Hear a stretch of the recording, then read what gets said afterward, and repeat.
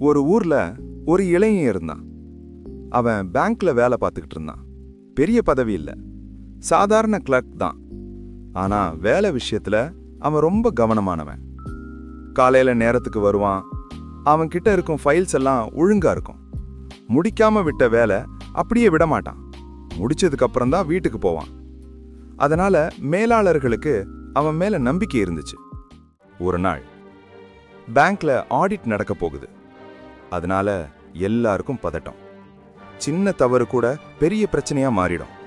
அந்த நாள் மாலை மேனேஜர் கேட்டார், நேத்து அந்த முக்கியமான ஃபைல் கடைசியாக யார்கிட்ட இருந்தது? அந்த ஃபைல் ஒரு லோனுக்கு சம்பந்தப்பட்டது. அதுல ரிப்போர்ட், சிக்னேச்சர் எல்லாம் இருந்துச்சு. அந்த நிமிஷம் அவனுக்கு நெஞ்சு கொஞ்சம் துடிச்சது. ஏன்னா நேத்து அந்த ஃபைலை கடைசியாக பார்த்தது அவன்தான். ஆனா இப்போ அந்த ஃபைல் காணாம போச்சு. அவன் மனசுக்குள்ள ஒரே பயம்.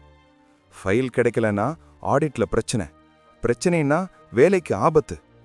மேனேஜர் திரும்ப கேட்டார், நிச்சயமா சொல்லுங்க. அந்த நொடியில அவன் பயந்துட்டான். அவன் சொன்னான், சார், நேத்து அந்த ஃபைல் என்கிட்ட இல்ல.